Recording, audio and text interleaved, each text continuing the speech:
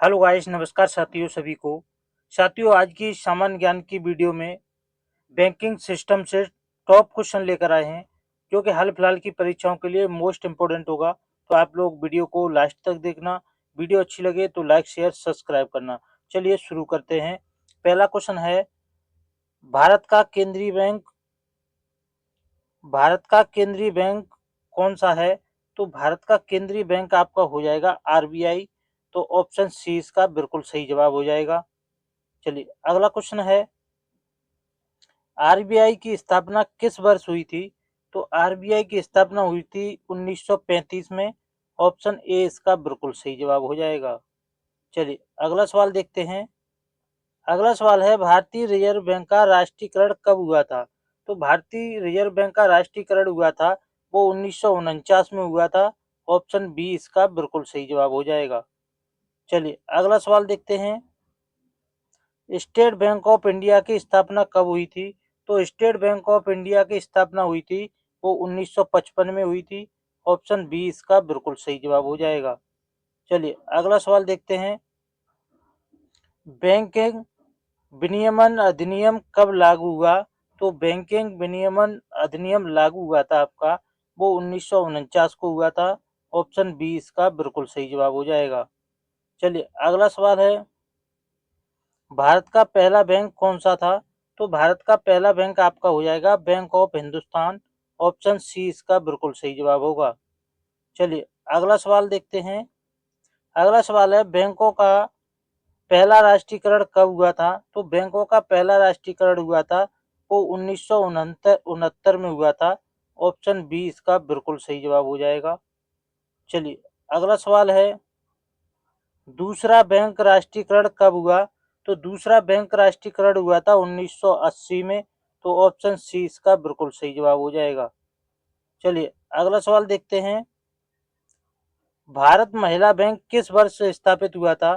तो भारत महिला बैंक स्थापित हुआ था वो 2013 में हुआ था। ऑप्शन बी इसका बिल्कुल सही जवाब हो जाएगा। चलिए अगला सवाल है, नबार्ड की स्थापना कब हुई थी? तो नबार्ड की स्थापना 1982 में हुई थी। ऑप्शन बी इसका बिल्कुल सही जवाब हो जाएगा। चलिए अगला सवाल है, सीआरआर का पूर्ण रूप क्या है? तो सीआरआर का पूर्ण रूप आपका हो जाएगा cash reserve ratio. Option B इसका बिल्कुल सही जवाब हो जाएगा। चलिए अगला सवाल देखते हैं। अगला सवाल है, एसएलआर का पूर्ण रूप क्या है? तो एसएलआर का पूर्ण रूप आपका हो जाएगा statutory liquidity ratio. Option C इसका बिल्कुल सही जवाब हो जाएगा। चलिए अगला सवाल देखते हैं। रेपो रेट का मतलब क्या है? तो रेपो रेट का मतलब आपका हो जाएगा बैंक से पैसा लेन देन की दर। तो ऑप्शन सी इसका बिल्कुल सही जवाब हो जाएगा। चलिए अगला सवाल है, रिजर्व रेपो रेट का मतलब है? तो रिजर्व रेपो रेट का मतलब आपका हो जाएगा बैंक आरबीआई को पैसा देता है। तो ऑप्शन सी इसका बिल्कुल सही जवाब हो जाएगा। चलिए अगला सवाल है, एनपीए का मतलब है? तो एनपीए का मतलब आपका हो जाएगा नॉन परफॉर्मिंग एसेट्स हो जाएगा आपका। ऑप्शन बी इसका बिल्कुल सही जवाब होगा। चलिए अगला सवाल आपका है, पीएसएल का अर्थ है? तो पीएसएल का अर्थ आपका हो जाएगा प्योरिटी सेक्टर लेंडिंग हो जाएगा। ऑप्शन बी इसका बिल्कुल सही जवाब हो जाएगा। चलिए अगला सवाल है आपका, एमसीएलआर का फुल फॉर्म क्या है? तो एमसीएलआर का फुल फॉर्म आपका हो जाएगा marginal cost of fund based lending rate हो जाएगी। ऑप्शन ए इसका बिल्कुल सही जवाब होगा। चलिए अगला सवाल देखते हैं। अगला सवाल है, केवाईसी का फुल फॉर्म क्या है? तो केवाईसी का फुल फॉर्म आपका हो जाएगा वो हो जाएगा नाउ योर कस्टमर। तो ऑप्शन ए इसका बिल्कुल सही जवाब होगा। चलिए अगला सवाल है, आईएफएससी कोड में कितने अंक होते हैं? तो आईएफएससी कोड में अंक होते हैं 11। ऑप्शन सी इसका बिल्कुल सही जवाब हो जाएगा। चलिए अगला सवाल देखते हैं। अगला सवाल है, एमआईसीआर कोड में कितने अंक होते हैं? तो एमआईसीआर कोड में आपके अंक हो जाएंगे 9। ऑप्शन ए इसका बिल्कुल सही जवाब होगा। चलिए दोस्तों, वीडियो अच्छी लगे तो लाइक कर देना, चैनल पर पहली बार आए हो तो चैनल को सब्सक्राइब जरूर कर लेना। अगला क्वेश्चन है, नेफ्ट का मतलब क्या होता है? तो नेफ्ट का मतलब आपका होता है national electronic fund transfer. Option B इसका बिल्कुल सही जवाब हो जाएगा। चलिए अगला सवाल है, आरटीजीएस का मतलब है? तो आरटीजीएस का मतलब आपका हो जाएगा real time gross settlement. Option B इसका बिल्कुल सही जवाब हो जाएगा। चलिए सवाल नंबर 23 देखते हैं। आईएमपीएस का पूरा नाम है? तो आईएमपीएस का पूरा नाम हो जाएगा immediate payment service. Option A इसका बिल्कुल सही जवाब हो जाएगा। चलिए क्वेश्चन नंबर 20, यूपीआई का फुल फॉर्म क्या हो जाएगा? तो यूपीआई का फुल फॉर्म हो जाएगा यूनिफिल्ड पेमेंट इंटरफेस हो जाएगा आपका। ऑप्शन ए इसका बिल्कुल सही जवाब। चलिए अगला सवाल है, भारत का पहला डिजिटल बैंक कौन सा था? तो भारत का पहला डिजिटल बैंक आपका हो जाएगा, वो है डीबीएस बैंक। ऑप्शन ए इसका बिल्कुल सही जवाब होगा। चलिए अगला क्वेश्चन है, भारत का पहला भुगतान बैंक कौन सा है? तो भारत का पहला भुगतान बैंक आपका हो जाएगा, वो है Airtel payment bank. Option C इसका बिल्कुल सही जवाब होगा। चलिए अगला क्वेश्चन है, भारत का पहला मोबाइल बैंकिंग सेवा किस बैंक ने दी? तो बैंकिंग सेवा दी थी आपकी आईसीआईसीआई बैंक ने सबसे पहले दी थी। ऑप्शन बी इसका बिल्कुल सही जवाब हो जाएगा। चलिए अगला सवाल है, रुपे कार्ड किस संस्था ने शुरू किया है? तो रुपे कार्ड शुरू किया है एनपीसीआई संस्था ने। ऑप्शन ए इसका बिल्कुल सही जवाब हो जाएगा। चलिए अगला सवाल देखते हैं, भीम ऐप किसके द्वारा लॉन्च किया गया है? तो भीम ऐप लॉन्च किया गया है एनपीसीआई द्वारा। ऑप्शन ए इसका बिल्कुल सही जवाब हो जाएगा। चलिए अगला क्वेश्चन है, आधार आधारित पेमेंट सिस्टम को क्या कहते हैं? तो आधार आधारित पेमेंट सिस्टम को कहते हैं एईपीएस। ऑप्शन ए बी इसका बिल्कुल सही जवाब हो जाएगा। चलिए अगला क्वेश्चन देखते हैं, प्रधानमंत्री जनधन योजना कब शुरू हुई? तो प्रधानमंत्री जनधन योजना आपकी शुरू हुई थी 2014 में। ऑप्शन बी इसका बिल्कुल सही जवाब हो जाएगा। चलिए अगला सवाल है, लीड बैंक स्कीम कब शुरू हुई? तो लीड बैंक स्कीम शुरू हुई थी आपकी, वो हुई थी 1970 में। ऑप्शन ए इसका बिल्कुल सही जवाब हो जाएगा। चलिए अगला सवाल है, आरआरबी की स्थापना कब हुई? तो आरआरबी की स्थापना हुई थी 1975 में। ऑप्शन ए इसका बिल्कुल सही जवाब हो जाएगा। चलिए अगला सवाल है, मुद्रा नोट को छापने का अधिकार किसके पास है? तो मुद्रा नोट छापने का अधिकार है वो केवल आरबीआई को है। ऑप्शन ए इसका बिल्कुल सही जवाब हो जाएगा। चलिए अगला सवाल है, रुपया एक के नोट पर हस्ताक्षर किसके होते हैं? तो 1 रुपए के नोट पर हस्ताक्षर होते हैं वो आपके होते हैं वित्त सचिव के। ऑप्शन बी इसका बिल्कुल सही जवाब होगा। चलिए अगला सवाल है, एसआईडीबीआई का मुख्य कार्य क्या है? तो एसआईडीबीआई का मुख्य कार्य आपका हो जाएगा, वो है एसएमई को ऋण प्रदान करना है। ऑप्शन ए इसका बिल्कुल सही जवाब होगा। चलिए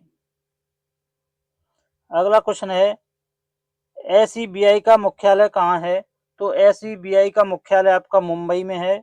ऑप्शन डी इसका बिल्कुल सही जवाब हो जाएगा। चलिए अगला क्वेश्चन देखते हैं, नबार्ड का मुख्यालय कहाँ है? तो नबार्ड का मुख्यालय हो जाएगा आपका मुंबई में। ऑप्शन ए इसका बिल्कुल सही जवाब होगा। चलिए अगला क्वेश्चन है, एसबीआई का मुख्यालय कहाँ पर है? तो एसबीआई का मुख्यालय आपका मुंबई में हो जाएगा। ऑप्शन सी इसका बिल्कुल सही जवाब होगा। चलिए अगला सवाल है, आरबीआई का मुख्यालय कहाँ पर है? तो आरबीआई का मुख्यालय भी आपका मुंबई में हो जाएगा। ऑप्शन बी इसका बिल्कुल सही जवाब होगा। चलिए अगला सवाल देखते हैं, आईएमएफ का मुख्यालय कहाँ है? तो आईएमएफ का मुख्यालय हो जाएगा वॉशिंगटन डीसी में। ऑप्शन डी इसका बिल्कुल सही जवाब हो जाएगा। चलिए अगला सवाल है, वर्ल्ड बैंक का मुख्यालय कहाँ पर है? तो वर्ल्ड बैंक का मुख्यालय आपका हो जाएगा वॉशिंगटन डीसी में। ऑप्शन डी इसका बिल्कुल सही जवाब होगा। चलिए अगला सवाल है, एशियन डेवलपमेंट बैंक मुख्यालय कहाँ पर है? एशियन डेवलपमेंट बैंक का मुख्यालय है वो आपका हो जाएगा मनीला में। ऑप्शन ए इसका बिल्कुल सही जवाब होगा। चलिए अगला सवाल है, शिफ्ट कोड किससे संबंधित है? तो शिफ्ट कोड आपका संबंधित हो जाएगा अंतर्राष्ट्रीय बैंकिंग लेन देन से। ऑप्शन सी इसका बिल्कुल सही जवाब होगा। चलिए अगला सवाल है, BRICS बैंक का आधिकारिक नाम क्या है? तो BRICS बैंक का आधिकारिक नाम हो जाएगा वो आपका है new development bank. Option C इसका बिल्कुल सही जवाब हो जाएगा। चलिए अगला सवाल है, बैंकिंग लोकपाल योजना कब लागू हुई? तो बैंकिंग लोकपाल योजना लागू हुई थी 1995 में। ऑप्शन डी इसका बिल्कुल सही जवाब होगा। चलिए अगला सवाल है, बेसल थर्ड मानक किससे संबंधित है? तो बेसल थर्ड मानक ये संबंधित आपका हो जाएगा बैंकिंग पूंजी पर्याप्तता से। ऑप्शन बी इसका बिल्कुल सही जवाब होगा। चलिए अगला क्वेश्चन है, भारत का पहला ग्रीन बॉन्ड किस बैंक ने जारी किया? तो पहला ग्रीन बॉन्ड जारी किया था वो आपका हो जाएगा यस बैंक ने। ऑप्शन बी इसका बिल्कुल सही जवाब होगा।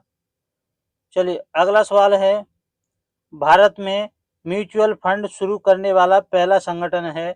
तो भारत में म्यूचुअल फंड सबसे पहले यूटीआई ने शुरू किया है। ऑप्शन सी इसका बिल्कुल सही जवाब होगा। चलिए अगला सवाल है, मुद्रा बैंक किस उद्देश्य से स्थापित किया गया? तो मुद्रा बैंक स्थापित किया गया था छोटे व्यापारियों को ऋण देने के लिए। ऑप्शन बी इसका बिल्कुल सही जवाब होगा। चलिए अगला सवाल है, पीएम मुद्रा योजना कब शुरू हुई? तो पीएम मुद्रा योजना शुरू हुई थी 2015 में। ऑप्शन ए इसका सही जवाब हो जाएगा। चलिए अगला क्वेश्चन है, भारत का पहला क्रेडिट कार्ड किस बैंक ने लॉन्च किया था? तो भारत का पहला क्रेडिट कार्ड लेकर आया था वो आपका हो जाएगा central bank of India. Option B इसका बिल्कुल सही जवाब हो जाएगा। चलिए अगला सवाल है, CASA का अर्थ है? तो CASA का आपका अर्थ हो जाएगा वो है current account saving account. Option B इसका बिल्कुल सही जवाब होगा। अगला क्वेश्चन है, भारत में पहला एटीएम कब लगा था? तो भारत में पहला एटीएम लगा था 1987 को। ऑप्शन बी इसका बिल्कुल सही जवाब होगा। चलिए अगला सवाल है, भारत में पहला व्हाइट लेबल एटीएम किसने लगाया? तो भारत में पहला व्हाइट लेबल एटीएम लगाया था वो टाटा कम्युनिकेशन ने लगाया था। ऑप्शन ए इसका बिल्कुल सही जवाब होगा। चलिए अगला सवाल है, स्माइल स्कीम किस क्षेत्र से जुड़ी है? तो स्माइल स्कीम जुड़ी है आपकी वो हो जाएगी MSME से। ऑप्शन ए इसका बिल्कुल सही जवाब हो जाएगा। चलिए अगला सवाल है, बैंकों की देखरेख कौन करता है? तो बैंकों की देखरेख आरबीआई करता है। ऑप्शन ए इसका बिल्कुल सही जवाब होगा। चलिए अगला सवाल है, वित्तीय समावेशन का मुख्य उद्देश्य क्या है? तो वित्तीय समावेशन का मुख्य उद्देश्य है सभी बैंकिंग सेवाएं उपलब्ध कराना। ऑप्शन डी इसका बिल्कुल सही जवाब हो जाएगा। दोस्तों वीडियो अगर अच्छी लगी हो तो लाइक कर देना, चैनल पर पहली बार आए हो तो चैनल को सब्सक्राइब करके बेल आइकन जरूर दबा लेना। हम हमेशा ऐसी वीडियो को लाते रहते हैं और आपके बेहतर भविष्य की कामना करते हैं। तो चलिए धन्यवाद दोस्तों।